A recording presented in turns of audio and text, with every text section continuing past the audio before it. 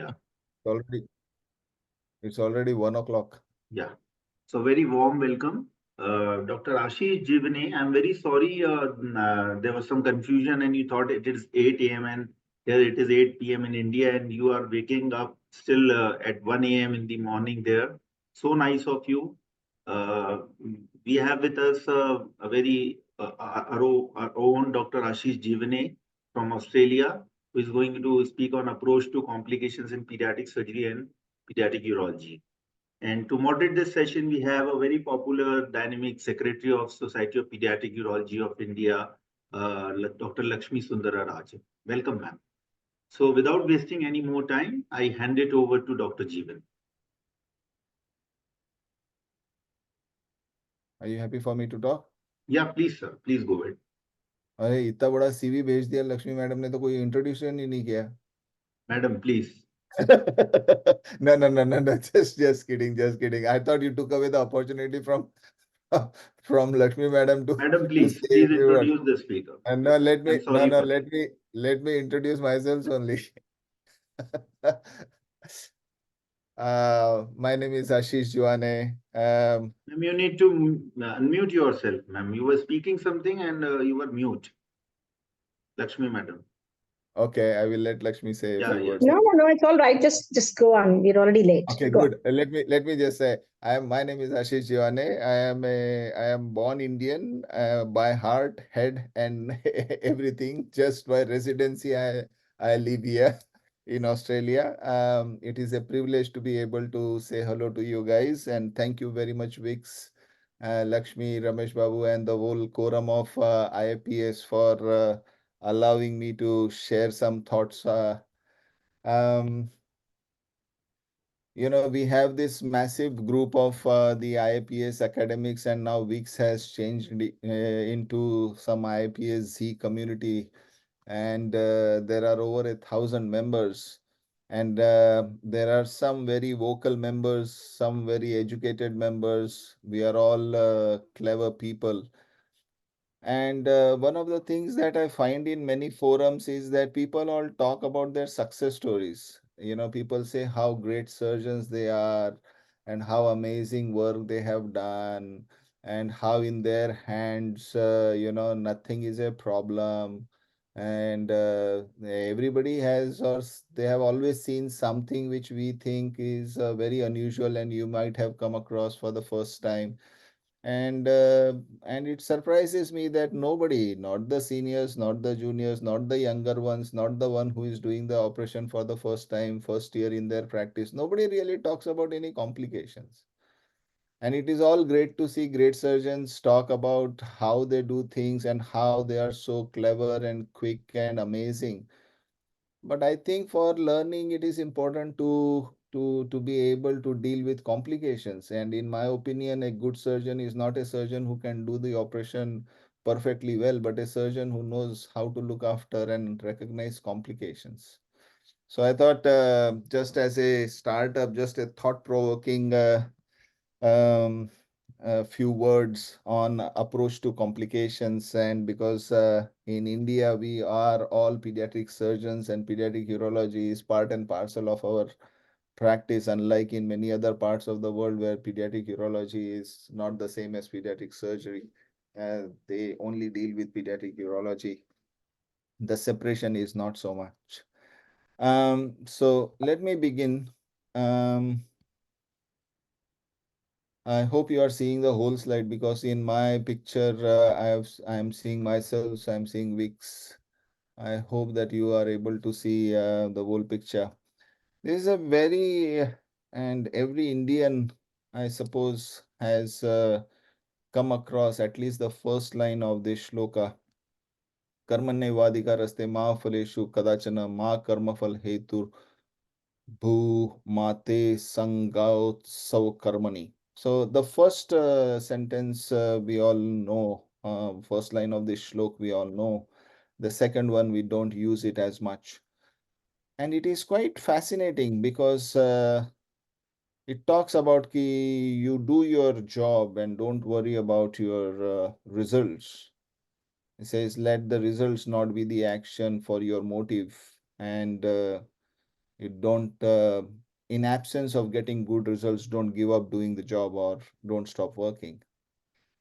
And as surgeons, it's a bit tricky because if you just say, I'm going to just keep on doing surgeries or operating, and you are not focusing on the outcomes, then it's not, this shlok doesn't really apply to it. And I'm sure there are many learned people who will correct me in the interpretation as I am doing for this particular talk. And I think it is important to be aware as we are doing what we are doing to help children with surgical problems, to be aware of what the outcomes are. And rather than just be focusing on the work, we need to be driven by the goals. And sadly, not all the goals are success stories, and sometimes we do have complications. Um, Talking about complications, when you look at the definition of complication, it is varied. It depends on where you are, which dictionary you pick up. But we all know complication is a problem that develops from an existing illness, making treatment more difficult. That's relevant to our practice. In general, you could say it's a problem or difficulty that makes a situation harder to deal with. But to complicate may imply making things more difficult. So when we are talking about surgical approach to any condition, is the result getting complicated because we have made things difficult, or is the result complicated because it is making management more difficult? But in general, it is, when we talk about complication, it is an unexpected outcome in variance of normal healing. So we all tend to try to heal the child in front of us, no matter what the surgical problem may be, depending on our capabilities, abilities, skills, etc. And we need to keep in mind that whenever the outcome is in variance, then that should be considered as a complication. When we talk about goals of operative intervention, growing up as a young medical student interested in surgery, one of the themes um, that that I learned about surgery was surgery is about repairing, surgery is about reconstructing, and sadly, sometimes surgery is about resecting. And to sort of give an examples, you could say the goal of operative intervention is to achieve normal anatomy to help with normal physiology. No matter how clever we are, we cannot make things work. We hope that things work because we have restored the anatomy to as normal as we understand it. A few examples like pyeloplasty or hypospadias repair or tracheoesophageal fistula repair. At the same time, surgery does also involve removal of pathological process, tumors, resection. And we need to keep in mind what the goals are, what we are trying to achieve, because then only we can understand what the complications are. And why do complications happen? As I think about it, I think complications in my head are because of, I say, patient factors, disease factors. As surgical technique, it could be technique factors. And one thing that we really don't talk about, no matter, we have got experts amongst us who have done literature reviews and systematic reviews and meta-analysis and all that. And one thing we don't really talk about is the skill of the surgeon. Uh, Once you have qualified, you have trained, you have finished your apprenticeship, you have passed your exam, we assume that you are equally skilled. And we all know that's not the case. There are some amongst us who are gifted. They whatever they do, it's magical. And there are others which are just normal human beings, and we find it extremely hard to achieve or reach the same degree of expertise that these gods of surgery have achieved. and they are everywhere. They are every nook and corner. They are in every city, they are in every town, they are in every private practice, small hospital, big hospital. You will find these very skilled surgeons, and the goal is to try and reach them. And you see that with these skilled surgeons, perhaps they don't see the same problems, perhaps they don't have the same complications. But no matter how skilled someone may be, the other factors need to be accounted for. For example, in terms of patient factors, what is the age of the patient? If you have an extremely premature baby, how is that baby going to respond? What is the degree of illness? Whether where you are doing an elective operation on a healthy kid versus life-threatening septic child, and you are going to do some surgical intervention, these factors will contribute to the incidence of complications that you will come across, which flows on to the disease factors, sepsis, whether the kid has got collagen disorder.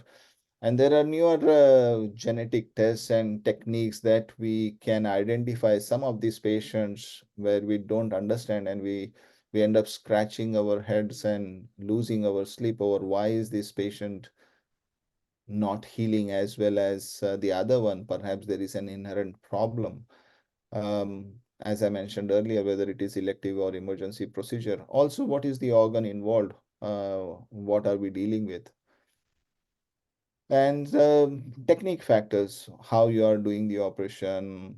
We talk about tissue respect, tissue handling. Um, all these factors do contribute to complications in surgery.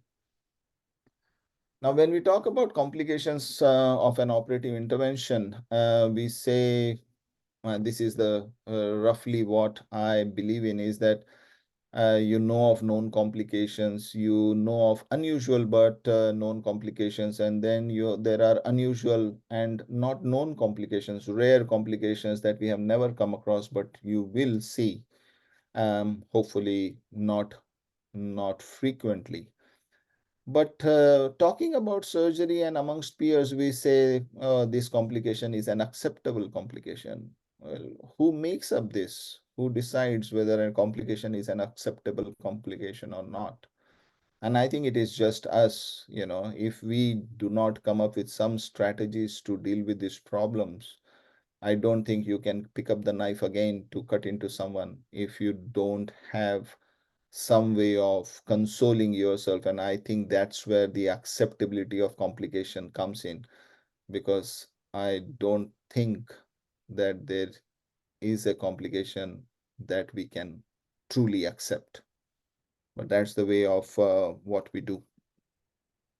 Um, Going on to known complications, when we talk counsel our families and our patients and parents and relatives and whatnot, we talk to them about known complications. And in surgery, it is very easy. It's very simple. Oh, there is a 5% incidence of bleeding. There is a 5% incidence of infection, or there is a 5 to 10% incidence of something.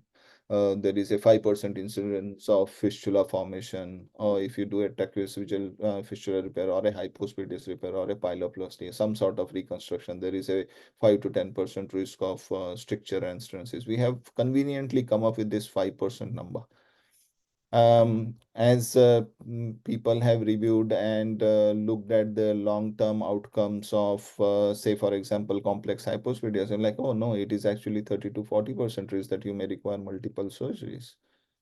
Now, these are known complications, and we are learning more and more about these known complications as we go back and delve into the outcomes. We talk about cardiorespiratory complications of anesthesia and surgery, and it all depends on what type of surgery you are doing, what is at risk. Is there a risk of bleeding? You are doing a massive tumor, there is a higher risk of bleeding, cardiopulmonary, cardiorespiratory complications that may happen. And there are some unknown complications, something that we are aware of, but we cannot anticipate in every patient. And the commonest that I worry most about is anesthetic complication, because that is beyond my control. when you talk to the patients and parents about counseling about anesthetic, patient family comes in with a 6-month-old with undescended testes, and you say, oh yeah, your child needs an operation. The operation is very simple, and you will go home on the same day, blah blah blah. And the patient's parents then said, oh, so tell me about the complications. And I usually start by saying where there is a risk of anesthetic complication. Your child may require cardiorespiratory resuscitation. They may have some sort of bad anaphylactic reaction to the anesthetic. And talking to the anesthetic colleagues, they say the risk of having a bad anesthetic complication with a risk of death from for an elective non-surgical um, death, if you like, non-surgical serious complication where you are not doing some horrendous tumor resection where there is a risk of high blood loss. They say the risk is 1 in 80,000 to 1 in 200,000. And then I say to the parents that I've been doing surgery for almost 30 years now since I started learning surgery. I don't think I have operated on 80,000 patients. So hopefully in my lifetime, I won't see one. But you never know. We have had patients, thankfully not under my care, but um, we are aware of patients who have just developed a bad anaphylaxis to chlorhexidine that was used for wash. Some anesthetic agent, rocuronium comes to mind, sugamidex comes to mind. So these are agents which are known to cause anesthetic problems, anaphylactic reactions, and potential death. Now, that is a very scary thought. And that's just an example of an unknown complication that you may come across.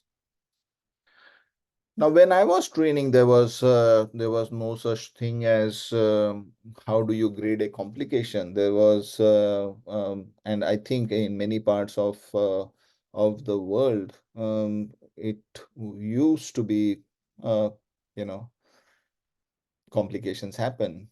Uh,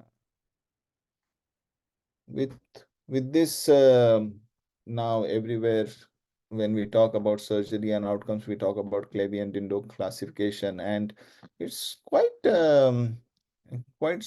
simple when you think about it. Anything that is over grade 3 is a concern. Obviously grade 5 is death of the patient.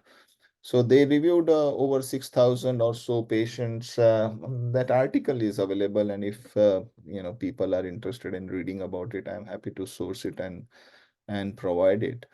But it goes into classifying any complication that we may perceive or come across into grades, and grade 5 being death of the patient, and grade 1 being any deviation from normal post-operative course, where there is no need for any sort of pharmacological or surgical or endoscopic or radiological, any sort of intervention.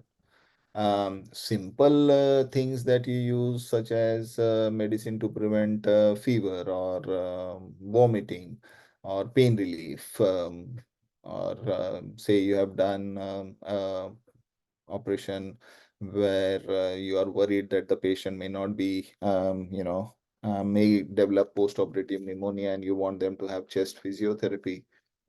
That is not sort of truly considered as a complication. But, if the patient develops some sort of atelectasis and you have to provide physiotherapy, then you would say, yes, this patient needed it. It was a deviation from the normal course of healing. So that is a grade 1 complication.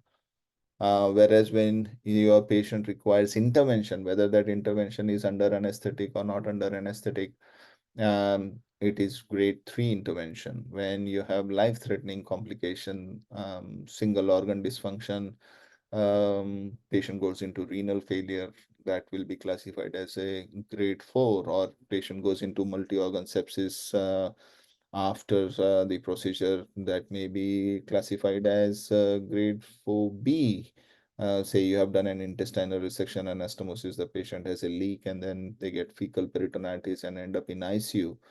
And what is the idea behind it? And the idea behind it is, as I understand it, is to keep an eye on the complications that are happening under your care, under your team's care in the hospital. So it provides various data points for individual surgeons, teams, hospitals, health networks to keep an eye on what is going on and is there any way to try and reduce that problem. So let's say there is a team who is looking after a certain type of surgery and they see um, grade 3, grade 4 complications happening in most of the patients, then there is a need to try and understand why is that happening.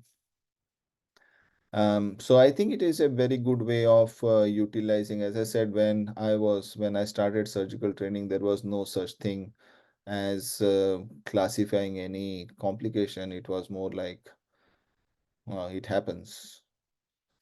Um,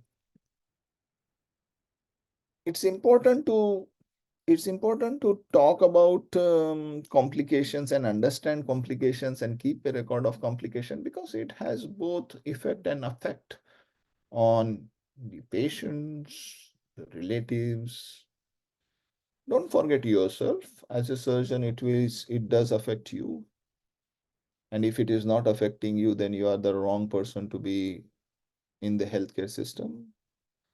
Um, it affects the team, it affects the hospital. Interestingly, just today, I went to see in the evening a comedy show by Dr. Adam Kay. Adam used to work as an obstetrician. And I didn't know this. I haven't read his book. I bought his book today.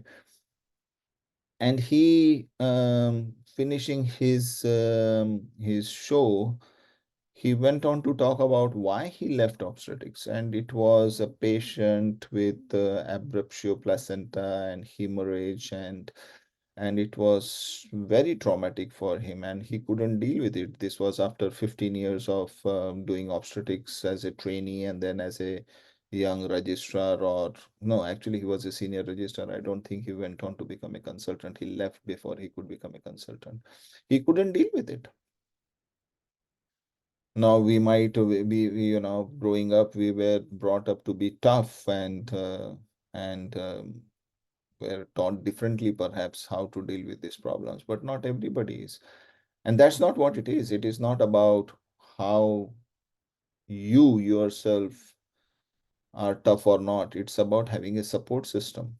And it is important to be aware of the complications that are happening in your team, in your private practice, in your hospital, in the country, your colleagues, so that in that situation you can reach out and be of support. So complications overall, no surgeon can continue to work if you cannot overcome the fear, understand the reason, and forgive and forget. Now forget the trauma of it, not forget why. And I don't know about whoever 30, 40 people who are attending. I don't know about you guys, but I do remember the complications more than the success stories. I don't remember the best, I don't know, pyeloplasty or the best hypospadias repair or the best off repair, but I do remember the patients who did have complications when I have been looking after them. When we talk about complications and we say, why do we go on to say why do complications happen and what are the outcomes of surgery and how do we grade them? Um, I don't know if you all share the same thought. But for me, same surgeon and same operation, I'm doing the same thing, but I don't have the same result. Sometimes, most thankfully, most of the times I could say, oh, the result is great, but sometimes it is not. I think I have done a great operation. I am very happy. Everything fell in place. And still, I don't have the best result. For many years, growing up as a young registrar, when I came to Australia doing laparoscopic appendicectomies, almost 6, 7 years, 2011, 7 years, I did not have a single complication from a laparoscopic appendicectomy. So I was like, oh, I am awesome. And then as a consultant, so 2012, I think, 2011. As a consultant, I had my first post-appendicectomy abscess formation. Like, hold on, what went wrong here? I have done multiple perforated appendixes before. I do the same thing. I did this, I did that. What the hell went on? How did it happen? The patient required a drain. The patient got better. The patient went home. But I was like, oh. And then after another 2, 3, 4 years, I had a patient. I did a perforated appendix, not too bad, very good, and developed an intestinal obstruction. Just one little bowel loop stuck onto the mesentery with an adhesion, nothing else. It's a big boy. I remember him.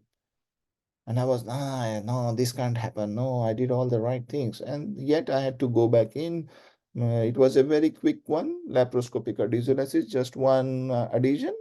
The kid recovered and went home. Like, I am the same one. I'm doing the same procedure, not getting the same result. I am getting complications. You could be the same surgeon doing different operations. You say, oh, today I'm going to do this repair and tomorrow I'm going to do that repair, and this is my approach depending on what the patient is throwing at you, and you get good results. You get the same results. There are different surgeons who are doing the same operation. They may get the same results, but different surgeon doing the same operation may not get the same result. Different surgeon doing different operation may have the same result. And when I am talking about the same result, I am referring to good outcomes or acceptable. So for example, in hypospadias, we are looking at, does it look nice? Is the hole in the nice place? Is it straight and all that? So everybody is doing, there are 4 operations, 5 operations, 6 operations, 200 operations. And everybody says their technique is the same. Hold on, what is going on here? And everybody is like, oh, in my hands only this many complications. Nobody talks about how many complications they are having and what they are doing with the complication. We all say, oh, do staged graft, do this, do that. I have done repairs. I do many, most of the hypospadias repairs here. There are 3 or 4 of us who look after Sydney and do hypospadia surgery. And I've tried everything. And buccal mucosa, that also you get loss. You get pedicle graft, that is also not 100%.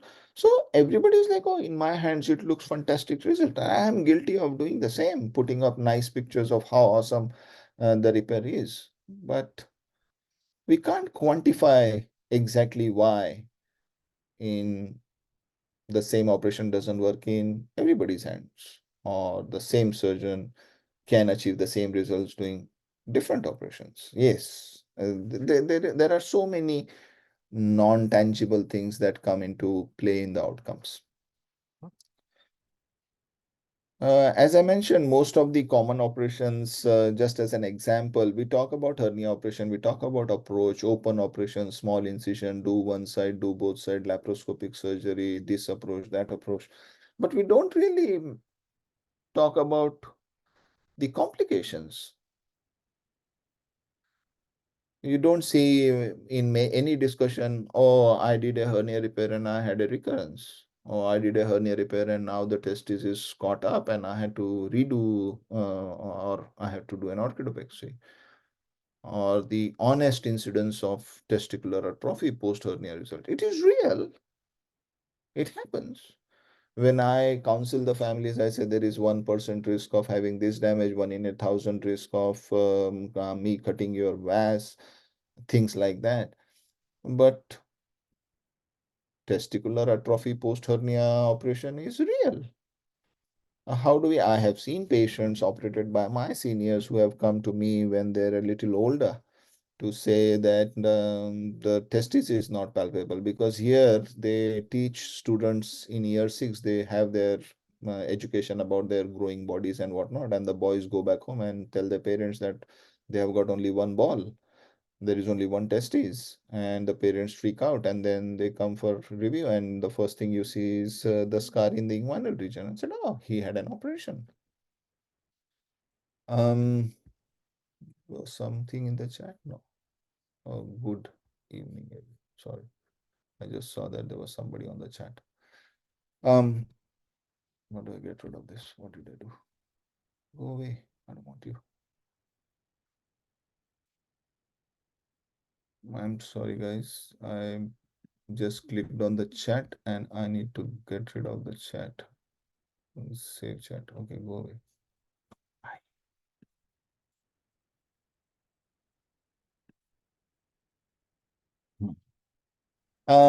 In terms of orchidopexy, we discuss what is the best time, what are the outcomes, fertility, this, that, whatever. But how many orchidopexies need to be redone? What is the acceptable position? I remember many years ago, there was a nice picture that was presented of an orchidopexy for a high testis where it was like a scrotal flap coming up to try and keep the testes within the scrotal skin.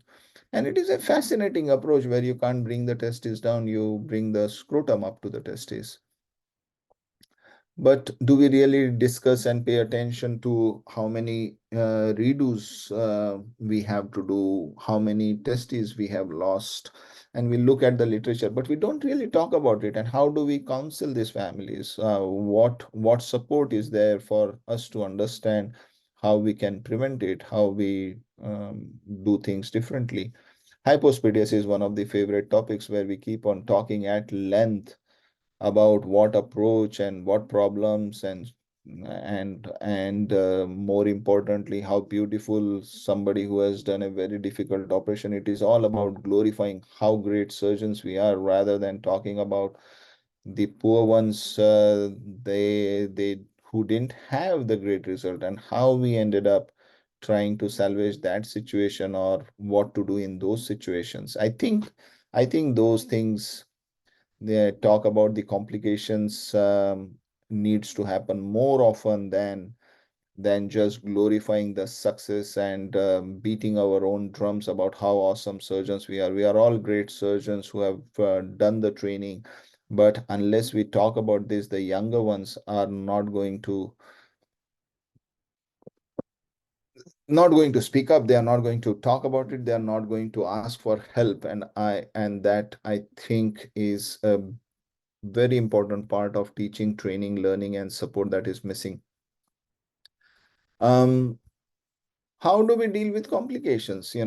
Is complication a friend, or is complication an enemy? These are a few things you come across every now and then, even in the recent IAPS group.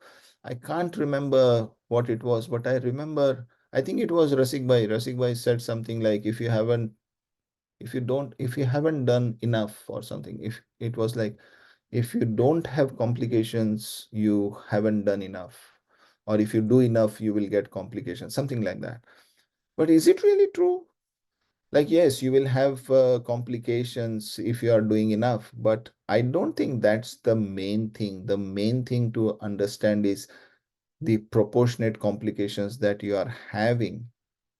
Is it comparable to the world? Do we compare it with the best amongst us, or do we compare it with the average person? Do we blame it on the resources, or do we blame it patient factors and find some excuse so that we can continue to do what we do? It's very common to say that every surgeon will have complication, and it's the honest truth. I don't think that there is a single surgeon who has never had complications. The idea is to try and reduce our factors, um, develop our skills, understand what we are doing.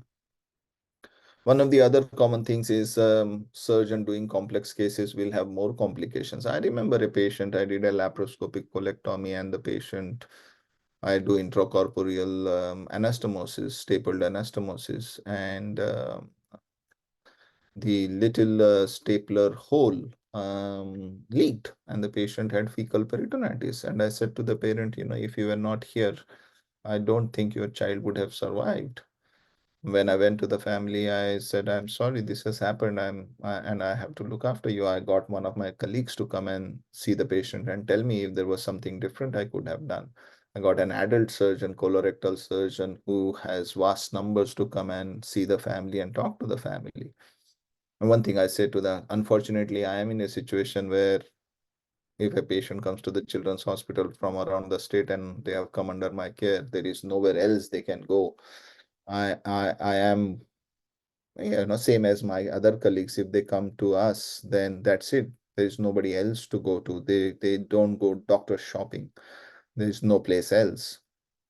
And I say to the family, I'm sorry, you're stuck with me. I wish there was somebody I could just send you, I could refer you, but I can't. This is it. And the family it was very interesting. The family came back saying, no, we want you to look after.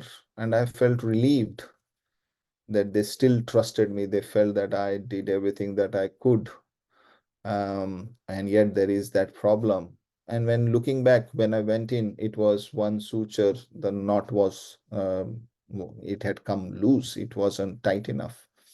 And I'm not going to, go into details of what happened and why and all those. There are multiple reasons. One of the common things that we do as senior surgeons is when there is a complication, we always blame somebody else. One of my teacher teaches the ABC of surgery is accuse, blame, and condemn.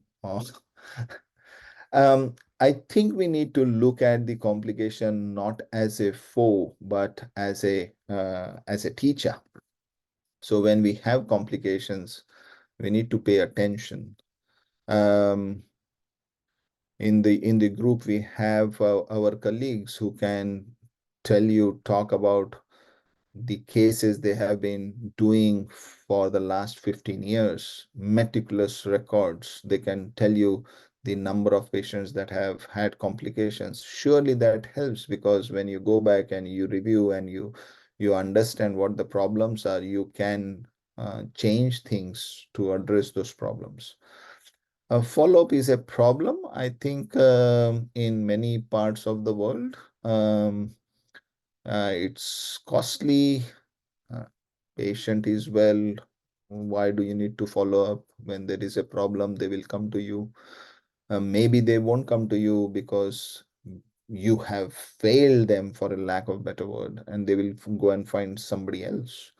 So follow-up is important, it's necessary, and sharing, if a patient is coming to you, but then goes to somebody else, rather than criticizing, I think it is important to understand and share the complication and the management thereof, so both can learn, and then you can continue to help the future patients, parents who are coming to you. So all this keeping records, following up, keeping auditing your practice, and these are all things which private practitioners will frown upon, or will blame, or use it as an excuse to say that the institutions can do it. We are too busy. We can't. There is no such excuse. Frankly, there is no such excuse. If you are talking about individual surgeons, the giants on whose shoulders we stand and practice surgery, they all did this. They kept meticulous records. They were individual surgeons. They were looking after their patients. They were trying to learn, understand, and improve. Thankfully, after a century of surgical innovations, we have learned a lot. We know a lot, but there is still a lot to learn moving forward. When we talk about complications, it's not all sad. You need to be then looking at the positives of uh, what we can learn from the complication. What are the implications? If you have got complications, what does that mean? One of the things that we talk about, say for hypospadias repair, you say that maybe you should be doing at least 25 repairs a year to achieve proficiency. Where is a young surgeon going to get a proficiency of 25 cases? If you are in private practice in India, you get 2 hypospadias repairs in your first year of practice, you would be lucky. How are you going to then match the proficiency of an established surgeon of 30 years? Well, the way to do it is to start what you can, where you can, and be the best and do the best that you can. And over a period of time, then you will have that proficiency. What is a better way of doing it? The better way of doing is to work with somebody senior. But then you have to have a senior who is also driven by financial gains and the vagaries of life. How do they accommodate you? What do you do with the personality? So I don't think these are simple things.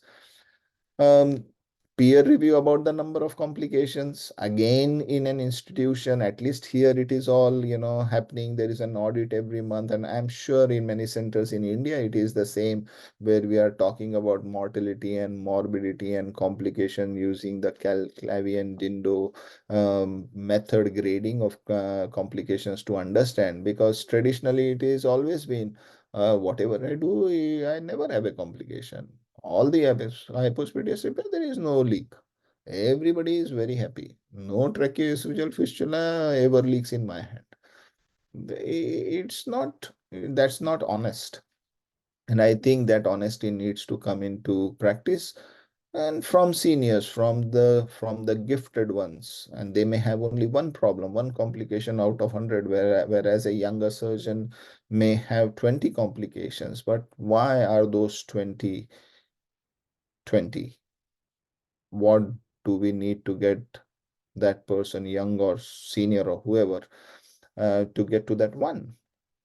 And that brings us to the last, but I think one of the most important points is insight into one's abilities. Now, there is an onus on teachers to identify the candidate with abilities and allow them to flourish.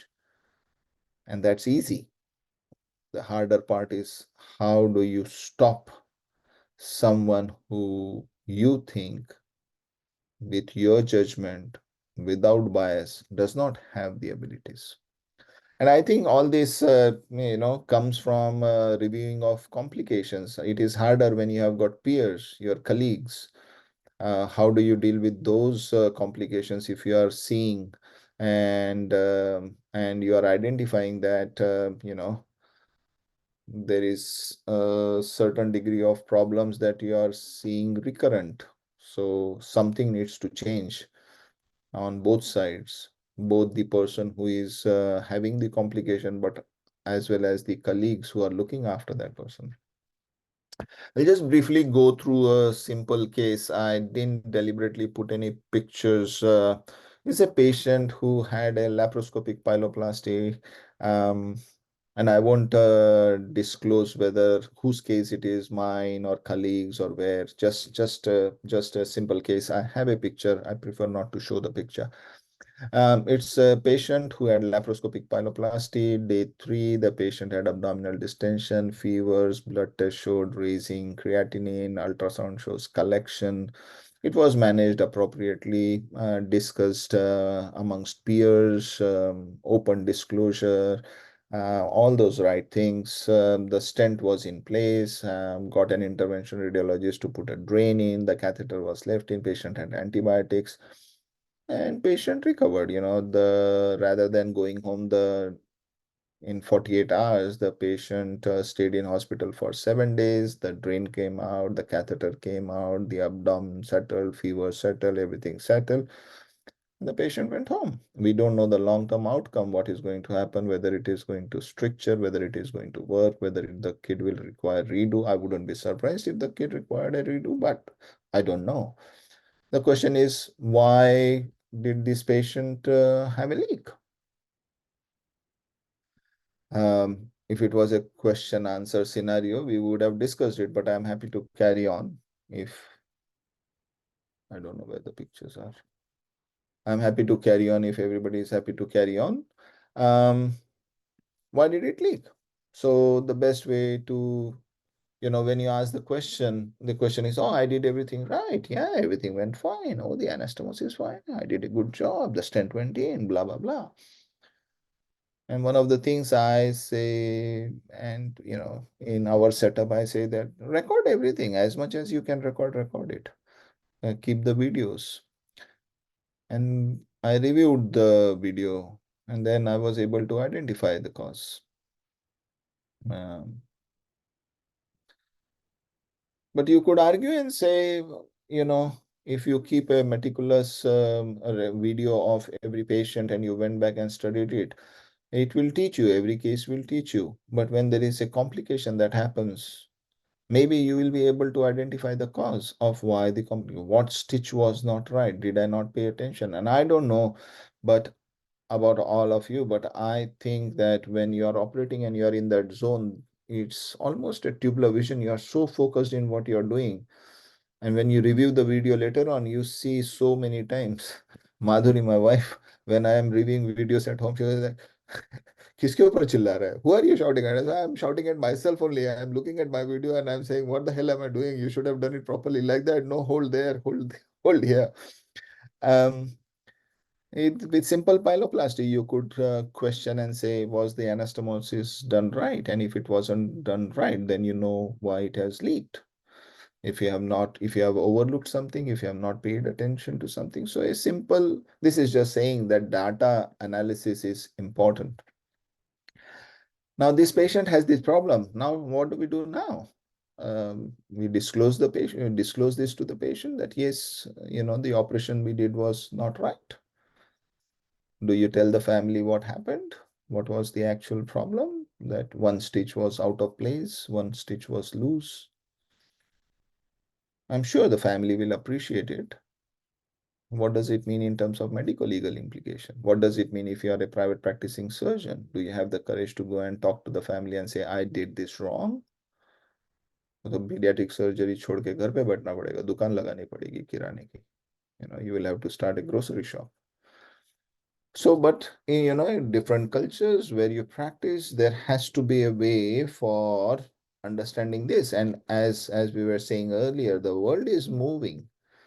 It is not that people are not educated. Everybody is aware. The internet is at their fingertips. People who come for an operation have looked at the video on YouTube, thanks to all of us who are putting YouTube on the open access forums. People are looking at it and they will ask you that question. Is this what you do? Do you do this? Why do you do that? So I think we need to empower ourselves with the authority, if you like. Just saying that I am the doctor and I know best is not good enough. And the only way we can keep an eye on things is by being aware and open about it. Towards the last bits, how do we deal with complications? You have had a complication. What do you do? There are various multiple forums and discussions and strategies that are available for clinicians how they deal with complications. Just a few things. Review. It's important to review what we are doing, why complications are happening. It's important to both introspect and have the insight into own ability and the care that we have provided for our patients as to why certain things there, as I mentioned earlier, there may be things that are beyond your ability. You cannot control them, and that's okay. When there is a complications, do not be shy to ask for help or advice. It is best we do not forget that we are there for the patient. The egos can come later. Perhaps we need to have a change in practice of what we are doing, how we are approaching things. There is definitely a role for counseling. In our setup, we have got somebody called as a patient's friend. Now, this person's the only job is to sit by the phone and answer any parent complaint. And the complaint can be about anything. The room is not, well, the rooms are usually clean, but just for example, the room is not clean. It can vary from I wasn't given proper food or the hospital food is not good to a severe complication. I had a patient complain about me that what was it? Um, they said I was rude, I think. I think they said I was rude or inconsiderate. And it was a very simple, silly thing, but how somebody perceives what you are saying is so difficult. But as long as we are focused on providing best care, preventing preventable complications, we can all expect better outcomes for our patients. I think there can be no disagreement on that point. So thank you very much. I think I would like to finish by an appeal to all of us to say, let's talk more about managing complications than glorifying successful operations. And let's focus on the ability to deal and manage complications and support colleagues in a way to make it a safe place for discussing their complications rather than judgment or criticism. You know, it's very common. इसको तो कुछ नहीं आता. It's very such a common thing, no? When we grow up, the commonest thing was इसको तो कुछ नहीं आता. I am the best. ये इसने operate ही नहीं करना चाहिए. He shouldn't do any operations or she shouldn't do any operations. I don't think there is room for those statements. I think we need to make sure that we can talk about complication, we can understand complication, and build some sort of um, network, if you like, or ability to safely discuss complications. I think IAPS academics, the group that we have WhatsApp, we should all have an undertaking that what is disclosed as a complication in that group will not be used by anybody to say, Ashish Jiwane ka patient has a complication, and then go to the patient and say, well, this is what has happened, or use it for your own private benefit or something like that. I don't know. Anyway, thank you for listening. Ashish, this is Tarun. Hi, good evening there. Oh, hello, Tarun. Yeah, See, nice. we have got an Topic is a American. tough, Two is a tough silent. topic to discuss, and I think I can say confidently, even if I'm not India for more than 20 years now, but whatever interaction I have with the group, I will say most of us are very humble. If I will not, hopefully, I mean, I think I'm confident saying that most of pediatric surgeon, we are only talking about pediatric surgeon, they are humble, and they know. I think they, like you talk about effect and effect for physician portion. We all feel bad if something bad happen, and I think the cultural difference, because I think in the where we are practicing now is a little bit. When I talk to practicing pediatric surgeon in India, they will say, "Oh yeah, things are changing there too, from family point of view and all." They can ask us questions. Like for example, I think you might have encountered the sometimes family will ask you, "The doctor, how many surgery you have done this?" Like any surgery you do, like hernia or TEF and all those things. That question, I think we should be prepared for that, and we should be honest. If we have done only, like for example, biliary atresia or step procedure, I mean, if you have not done it, we should say them, okay, we have not done it. And if they want to go some other place, that's fine. And other topic you touched, that you do same thing every time, same way, same technique, and complication will happen. And you cannot avoid them. Even if you go back and start thinking, I think sometimes we try to give our some benefit. Oh, I did everything right. Maybe something wrong happened on my end, which I may not be able to pick up. Should I ask other person to review that case what I did? Because that person can pick up more. Because I will be biased for myself, to be honest. I mean, like it's not that intently you are being biased. It automatically goes, oh, that was right. I did right. So someone can give me different opinion, and in the last you mentioned that this whole complication thing we do, like morbidity and mortality meeting. I think this is mostly learning from our mistakes and hopefully not repeating them. Oh, yeah, thank you for your comments, Dr. Tarun. Dr. Lakshmi, I would like you to now take over and generate some good discussion. A lot of questions are there in the chat box, I guess. Yes, yes. I think first of all, I'd like to congratulate Dr. Ashish on an excellent talk on an extremely difficult and sensitive topic that people are always not knowing how to approach or how to get help on that. And looking at critical analysis of complications, and then and continuously educating ourselves about it, and how to then handle the relatives or the parents, and what approach we should take after the complication. So those were all very nicely dealt with. I have a couple of things to say on this. That when I started as a new consultant, and someone really, my senior person told me, well, if your complication rate of hernia is going to be 1% in the long term, you better wish that it's going to be a 100th case, which has got a recurrence and not your first case. So I think it's particularly important when a junior surgeon is setting out in their career to try and identify the cases that are more likely to give complications.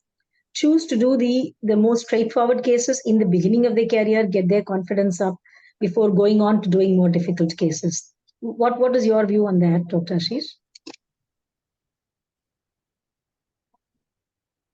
Is he there? Well, yeah, I'm here. Well, it Okay. depends. It depends on a lot of things, you know. If you read what is being said in the chat group, having a team, there are many, this Adam K person that I was talking about earlier, is an obstetrician, and the complication he was talking about is a cesarean.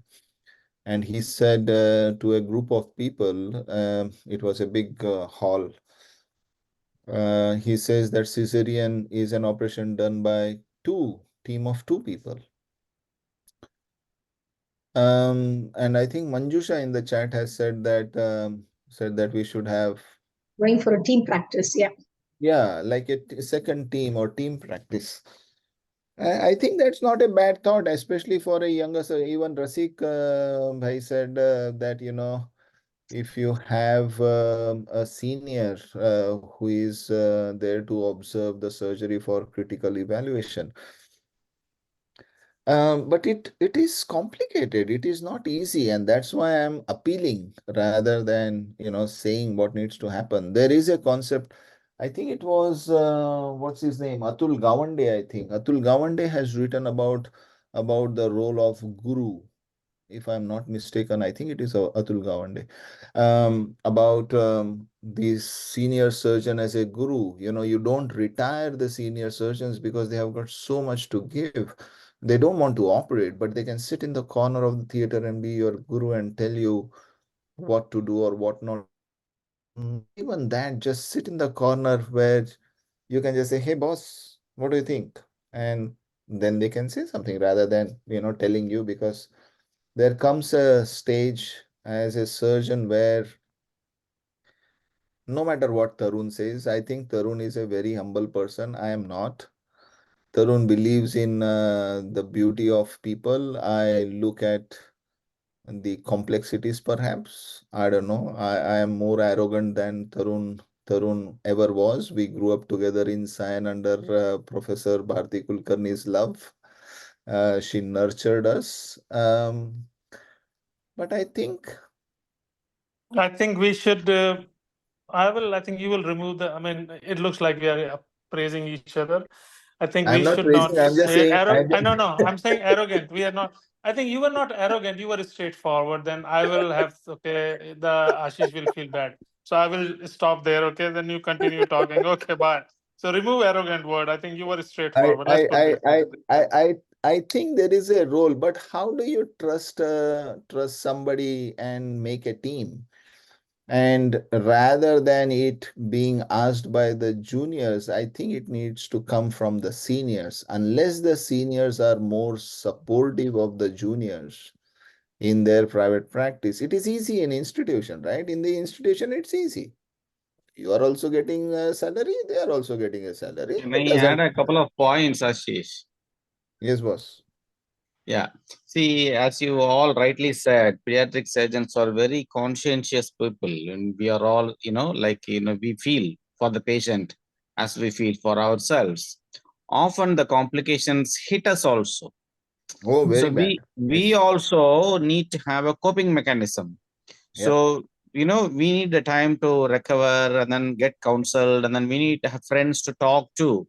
I Yeah. mean, we often, like as you said, we are struck by this lightning of this complication. What went wrong? Why it went wrong? We really don't know how to deal with it. So we keep talking to our friends. So we need some small support group of like who we can rely on to talk on, some good friends to stand by. So that is very important. Also, like the second victim syndrome, like whatever VVS says, and also I I sometimes wonder whether recording all procedures will help us sometimes to recap. In laparoscopy allows that, but Yeah. open surgeries don't allow. For example, in a hyperspadias, if you keep recording several cases, after some time you will know why something went wrong or why something worked. Both ways, it's a learning process, and we learn a lot from our own operations and steps we have undertaken. This is a very important topic what we discussed today, and then so we need to, as you rightly said, we should keep discussing about our complications more than our successes, because it's a bit like an accident. If you think about the accident and drive, it doesn't happen because you anticipated it already. So we have to keep on working on this, and then it's wonderful today. I mean, to hear this talk. Um, I'm glad you liked it. Thank you. There is just one other thing that I think we have not talked adequately in this, is to talk about the patient factors with regards to complications. And the question really is whether we all take adequate steps to decrease those patient factors to the maximum. For example, getting the patients to a good nutritional status, even if it means postponing your major surgery by a month, or getting their chest good enough. For example, a child coming to you with massive reflux, having recurrent aspirations into their lung, give them a prolonged period of rest with an ND tube or something so that the chest gets better before we go for surgery. So there's always this feeling that, particularly amongst surgeons, that we need to get on and do the surgery soon. And maybe just getting the patient to the best possible state before going for the surgery is also one of the factors that can minimize post-operative complications. Agree. Very important factor actually, because when my anesthetist cancels the case, I don't fight with them because they are doing it for the good of the patient. And also this hemoglobin business, in India particularly, this hemoglobin is often very low. And then we tend to, rush things, mild URI, we ask them not to do. I mean, we should never do that. I mean, as a PG, I've done it. We used to, in ICH, we used to prick the patient, change the hemoglobin values. Those days, it's a written values. So we'll change the values and get somehow the cases posted. But now I know, that's wrong. Yeah, Okay. my anesthetist knows. I have always said if the patient, they were like, oh, the patient is a bit snotty. I said, okay, cancel it. I don't want even a circumcision who comes in, who is a very elective procedure, to end up having some cardiorespiratory problem, some bronchospasm, laryngospasm, post-operative fevers. And once you have touched the patient, once you have put the knife on the patient, any complication that happens, the first thing you start thinking about is it because of the operation? Now, it may not be because of the operation, it is just because the patient underwent an operation.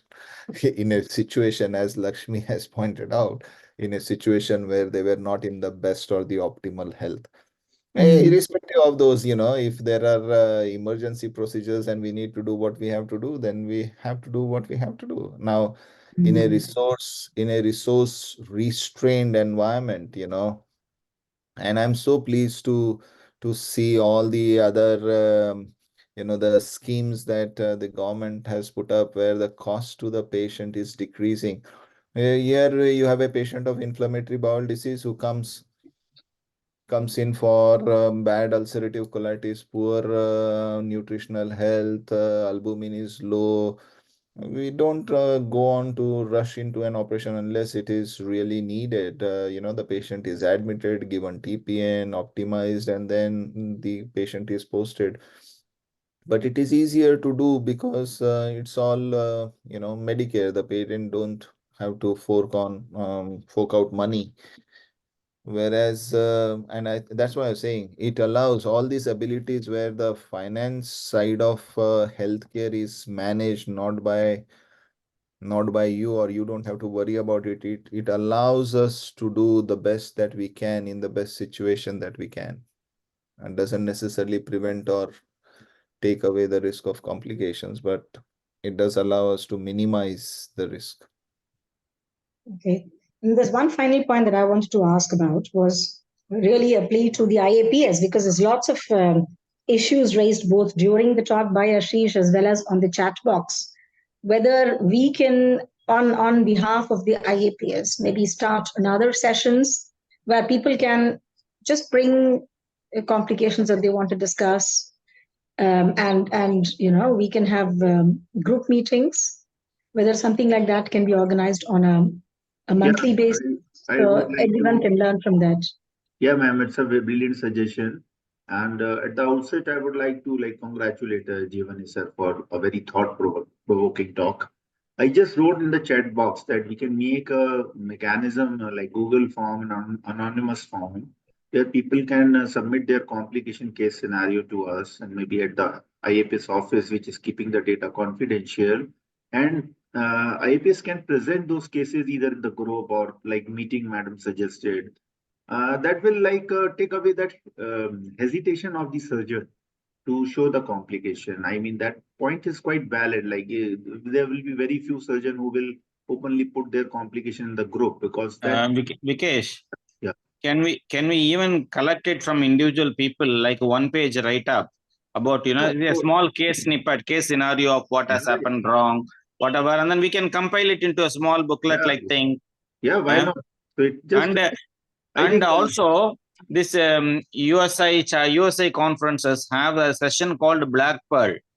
So this Black Pearl is very popular free paper session where they present 7 complications or 8 complications, out of which one paper gets an award. I mean, I don't know whether we'll actually get anyone to come and talk on that, but that's a very important session actually. It's important. So we will create some mechanism. We will work out. I mean, that is the conclusion of the talk today. I mean, that is something, some pulse you gave back to us, being an important member of IAPS, and I think we are inspired with your. Thank you. Over to you, ma'am. No, I think I think I've gone through most of the things. If I left out anything, just let me know. A lot of compliments somebody, we Dr. have in the Rafiq, chat box. Dr. Rafiq Shah has given us some really pearls of wisdom in that, reflecting his years of experience with handling all these. And I think a lot of the other comments are sort of things that we've already addressed within this. If there's something else that I've missed out.